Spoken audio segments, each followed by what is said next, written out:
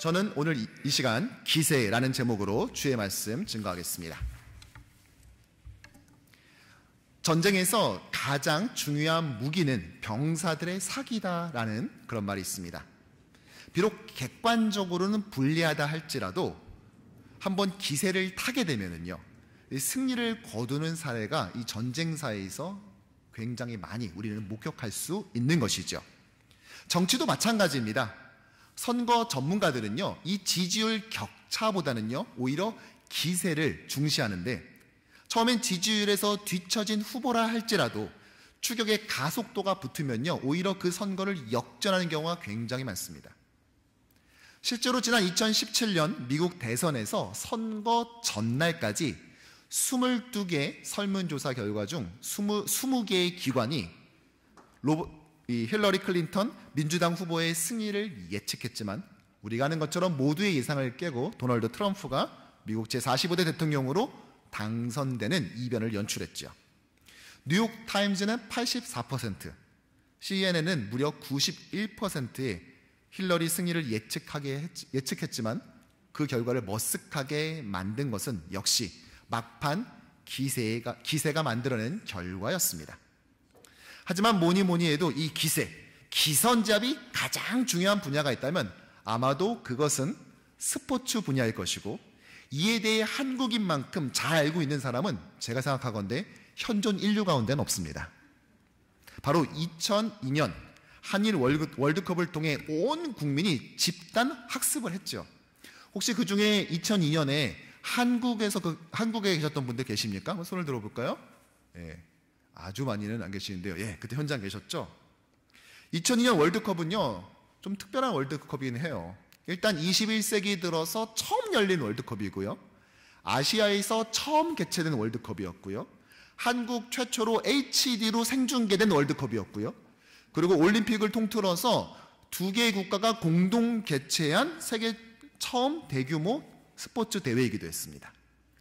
하지만 무엇보다 우리 한국인들에게는 이 월드컵 4강 신화를 쓴 그런 월드컵으로 기억되는 것이 사실입니다. 그 비결이 무엇입니까?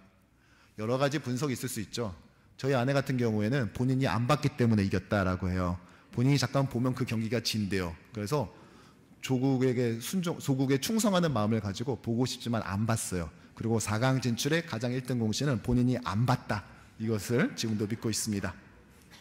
그것이 사실인지는 모르겠지만 가장 큰 원인을 하나 뽑자면은 저는 기세라고 생각합니다. 조별 예선에서 폴란드, 미국, 포르투갈을 상대로 조 1위를 거두더니요, 16강에선 무려 이탈리아를 꺾고 8강에서는 무적함대 스페인을 끝까지 물고 늘어져서 승부차기 끝에 이겨서 4강까지 진출한 적이 있지 않습니까? 진출하지 않았습니까? 매 경기가 진행될 때마다 사람들이 거리에 모여서 뜨겁게 응원하고, 선수들은 경기 안과 바깥에서 들려오는 그 함성 소리를 들으며 마지막 남은 힘을 쥐어짜면서 끝까지 뛰는 동안 예상을 뛰어넘는 기적은 계속해서 연출되었고, 상대 선수들의 그 당황한 모습이 최초의 HD 생중계를 통해 우리가 목격했습니다. 그들 나라 모두가 피파 랭킹이 한국보다 높았어요.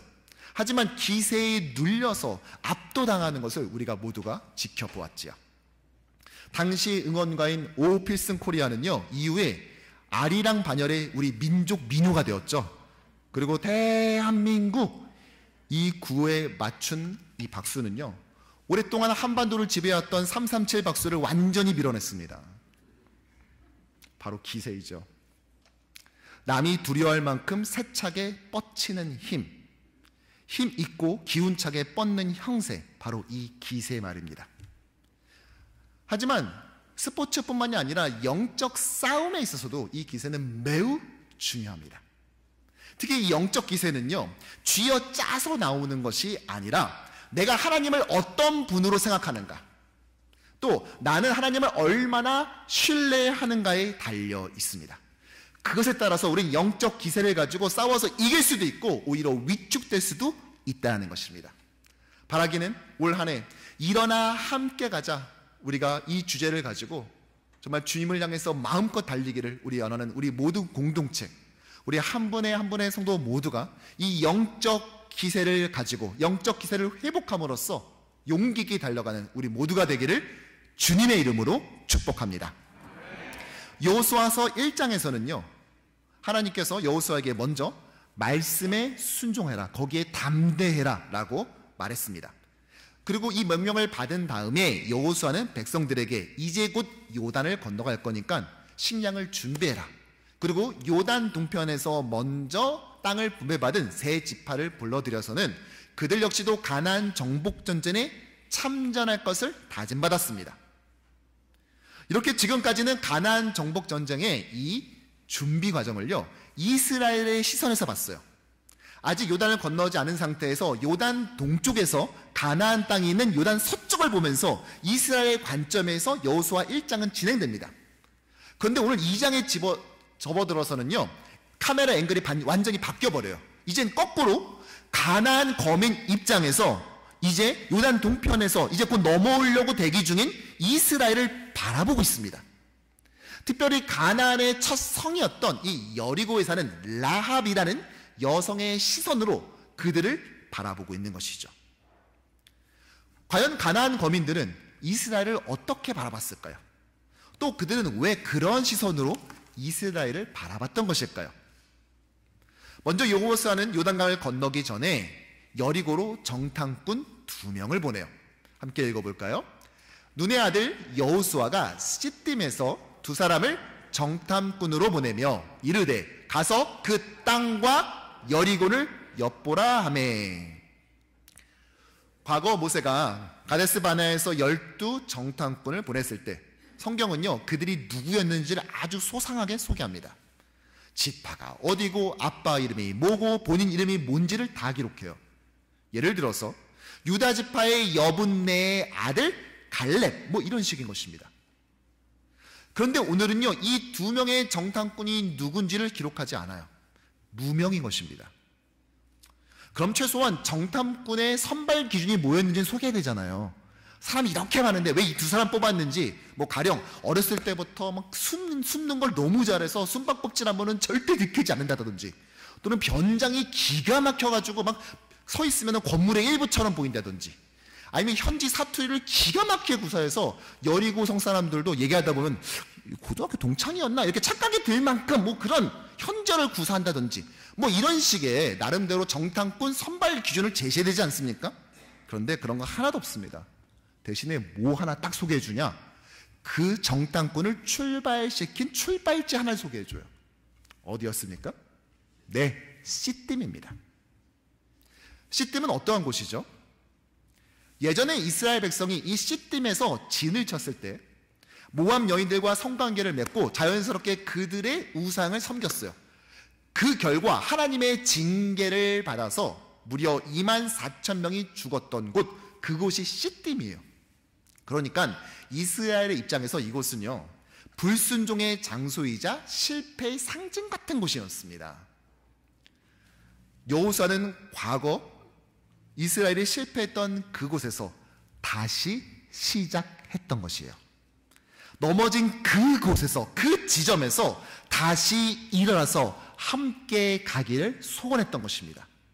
자, 그렇다면 여호수아를 필두로 하는 이 출애굽 2세대는 어떻게 했습니까? 이 2명의 스파이는요, 여리고에 잠입했어요. 1절을 보면 그들이 가서 라합이라는 기생의 집에 들어가 거기서 유숙하더니 라고 말을 하죠.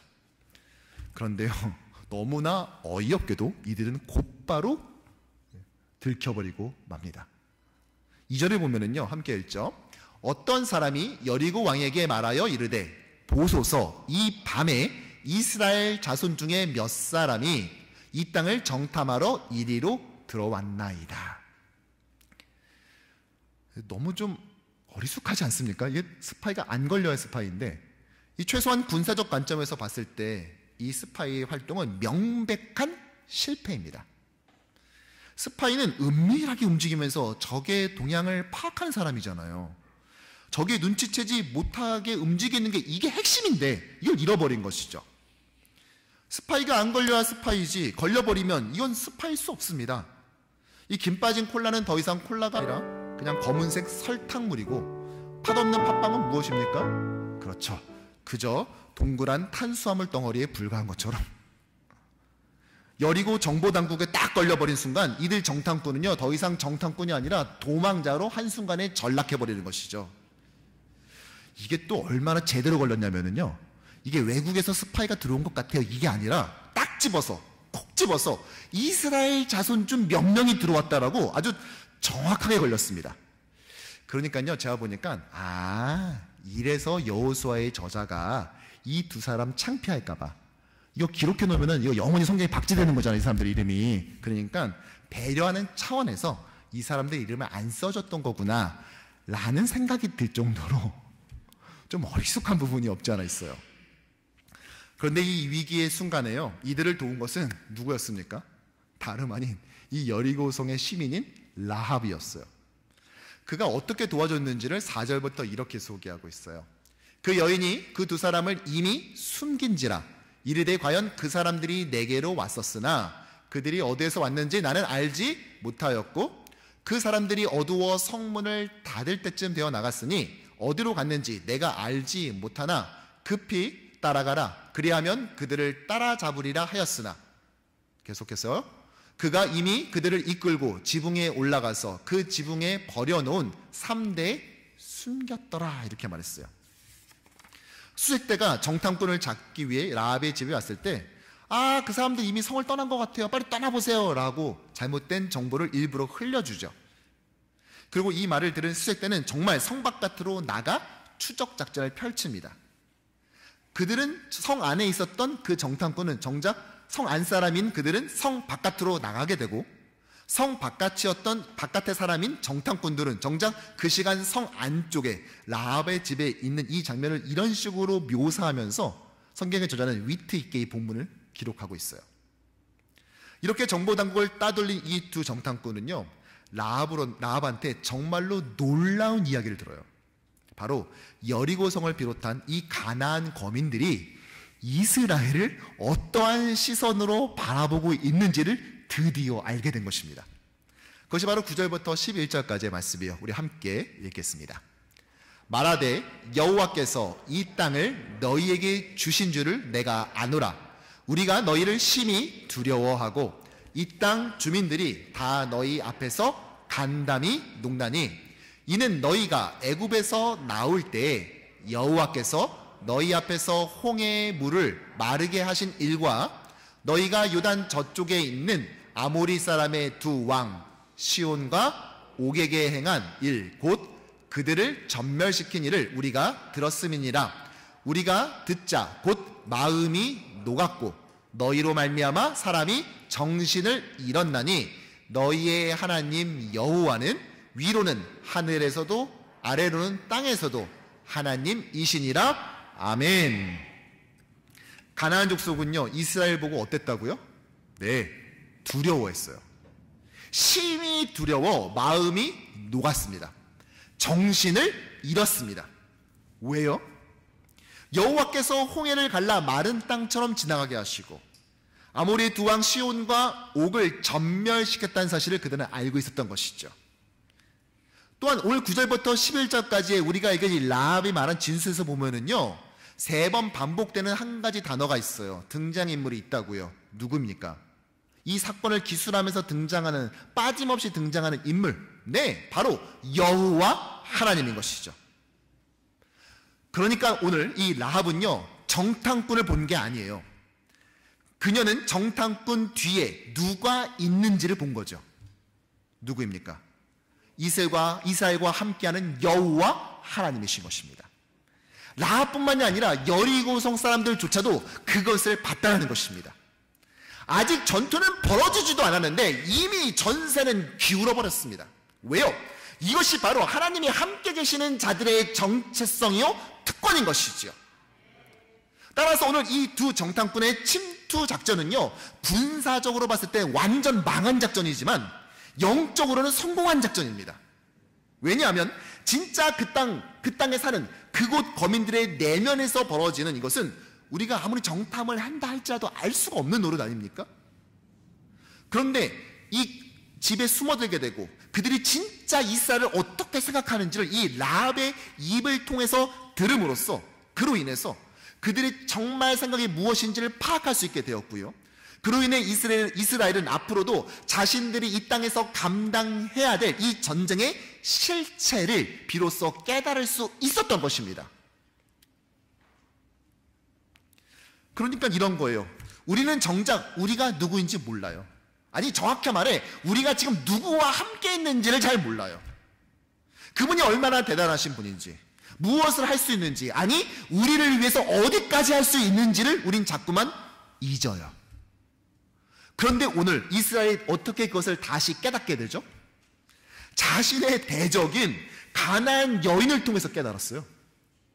지금 내 옆에 있는 사람이 누구인지, 그가 어떤 분인지를 목회자가 아니라, 자기 아군이 아니라 나의 적군이 나를 바라보는 그 시선에서, 그 눈동자에서 깨닫게 된 것입니다.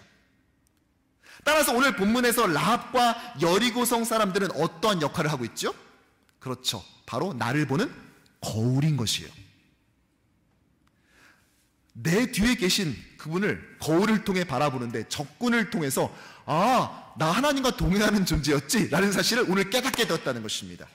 이것이 바로 하나님께서 우리에게 베풀어 주시는 은혜의 아이러니예요.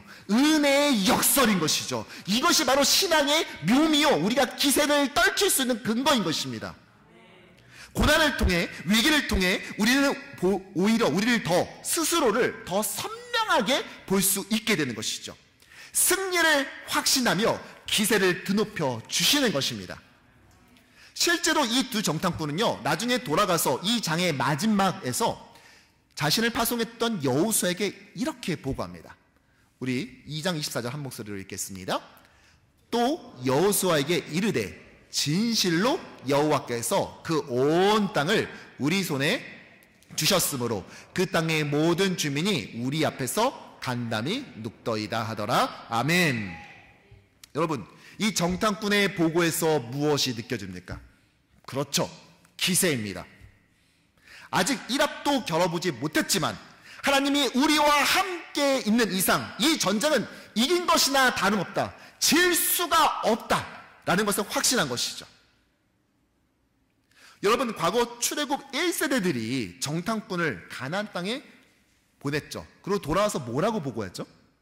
우리는 메뚜기와 같다면서 스스로 인간의 지위에서 내려와서 곤충과 동기화를 이루었죠.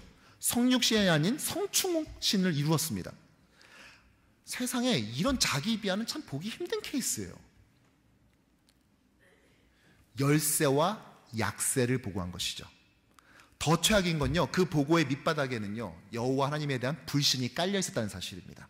결국 하나님은 이 책임을 물어 모세 역시도 가나안 땅을 들어가지 못하는 두 가지 이유 중에 하나로 제시하지 않습니까?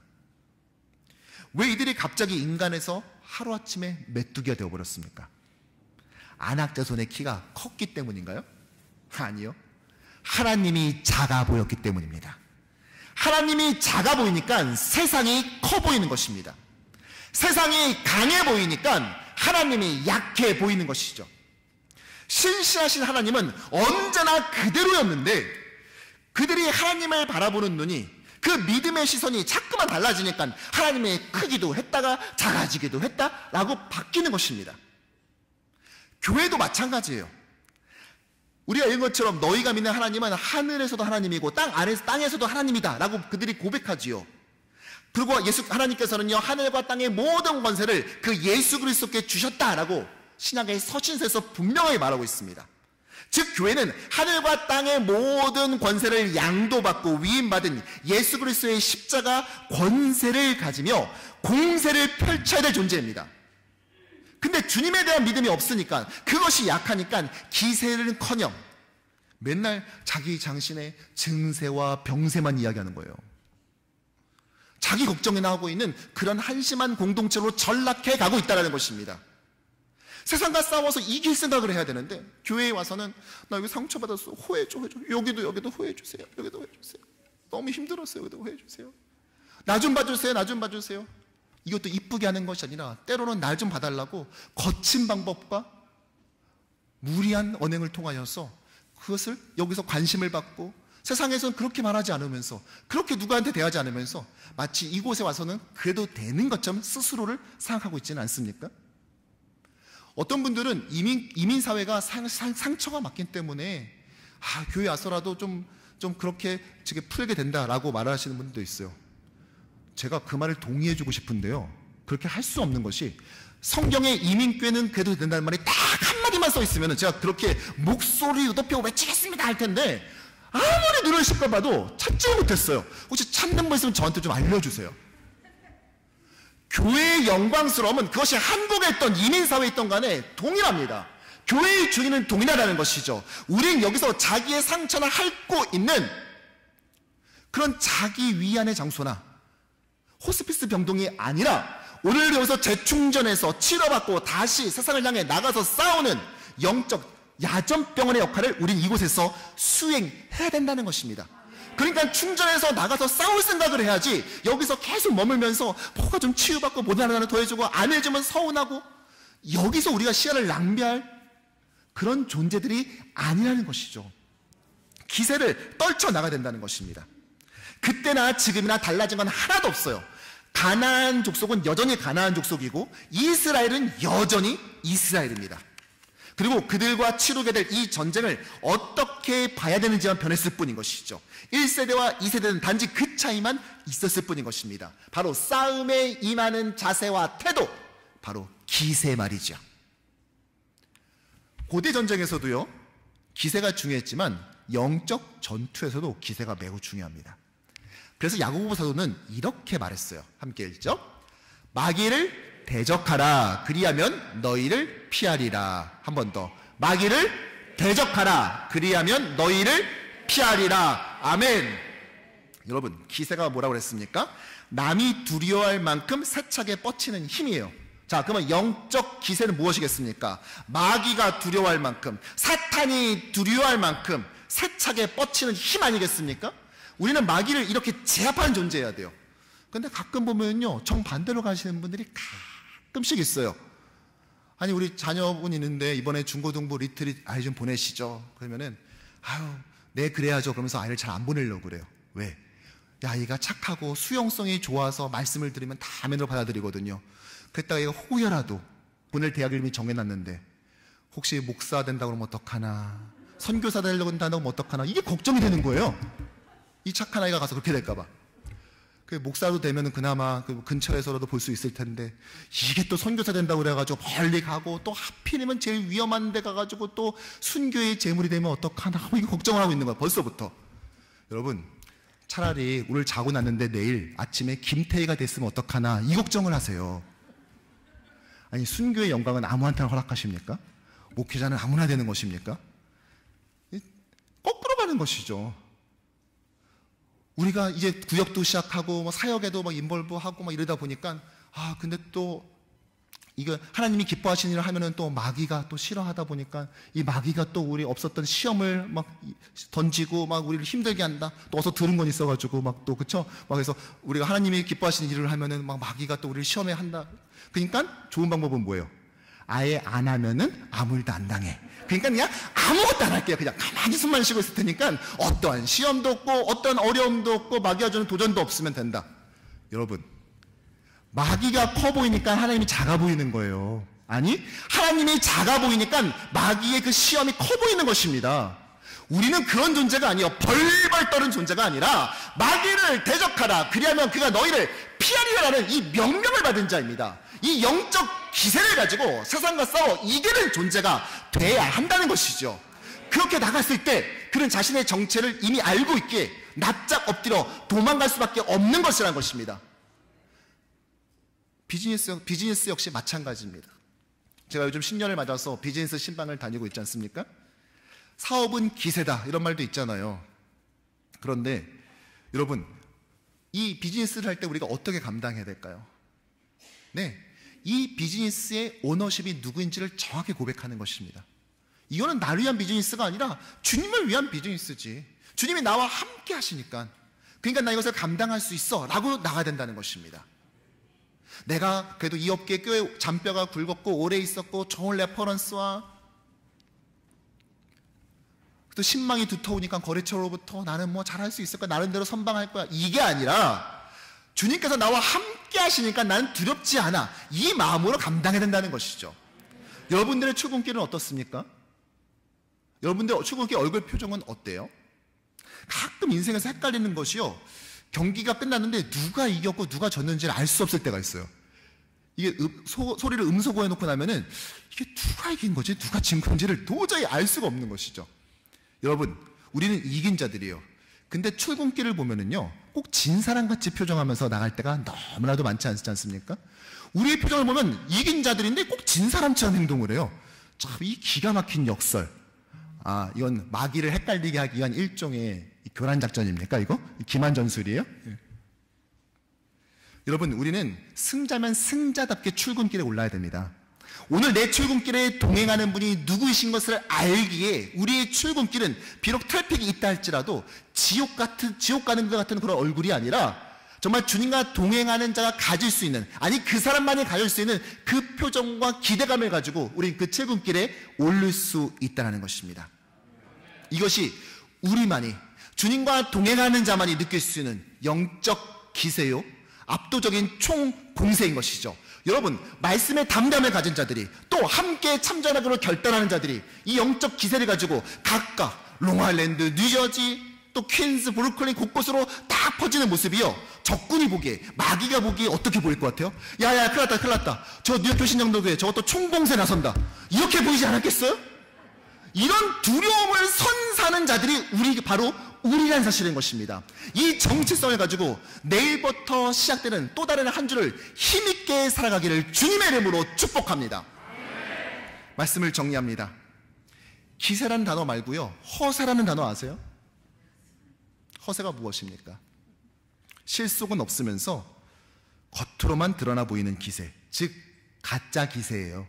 이게 허세죠. 없는데 마치 있는 것처럼 구는 것입니다. 근거 없는 자신감도 일종의 이 허세에 해당되는 것이죠. 그냥 지금 세상은요, 이 허세 부리는 자들로 가득합니다. 자기를 쇼오프해서 자기가 요만큼 가졌지만 더 많이 가진 것처럼 자신을 부풀리려고 하죠. 유튜브나 개인 방송, 브이로그 하는 거 보면은 참 안타깝게도 실제로는 아니면서 엄청나게 자신을 부풀려요. 많은 사람들이 그것을 시청합니다. 정말 몰라서 시청한다고 생각하세요? 알아요. 알면서도 자신 안에 있는 그 내면에 있는 그 두려움을 감당하지 못하니까 그거라도 보면서 대리 만족을 하고자 하는 것이죠. 허세가 박수받는 시대에 우린 살아가고 있는 것이에요. 말을 해도요, 그렇게 너무 치열할 때는 차라리 그냥 먼저 시도해보는 게 나아요, 이렇게 말해도 될 거를 굳이 있어 보이게 하려고, 제가 볼 땐 말이죠, 이런 치킨 게임의 상황에서는 결국 누가 먼저 트리거를 당기느냐가 관건이 아니겠습니까? 꼭 이런 식으로 어렵게 말하는 거예요. 있어 보이려고 허세를 부리는 것이죠. 여러분, 우리가 믿는 신앙은 어떻습니까? 우리 믿는 신앙도 이것도 허세입니까? 전에 레닌인가요? 스탈린이 말했던 것처럼 기독교는 민중의 아편이다.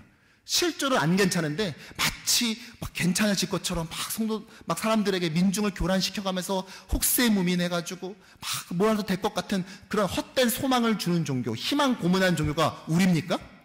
우리는 정말 허세입니까? 아니요. 우리는 기세로 나가는 진짜를 가지고 있는 자들인 것입니다. 왜요? 참다운 진리이신 예수 그리스도가 우리 안에 있고 그가 친히 우리의 주인 되시기 때문인 것입니다. 그러므로 우리는 우리와 함께 있는 하나님과 더불어서 당당하게 세상에 기백 있게 나갈 수 있는 그런 존재가 된다는 것이죠. 물론 여러분들이 좋아하는 것은 비과세나 이문세 이런 걸 좋아하시겠지만, 그러나 우리는 절대 이 기세를 잃어버려서는 안 된다는 것이죠. 애석하게도 저는 2002년 월드컵의 그 열기와 4강까지 뻗쳐나간 그 기세를 온전히 경험할 수 없었어요. 제가 그 당시에 캐나다 유학 중에 있어가지고요. 캐나다는 아이스하키의 나라예요. 아이가 걸음마를 떼면은요, 그 스케이트부터 신기고 젓가락 대신에 그 하키 채부터 쥐어주는 나라입니다. 정말 축구에 1도 관심이 없어요.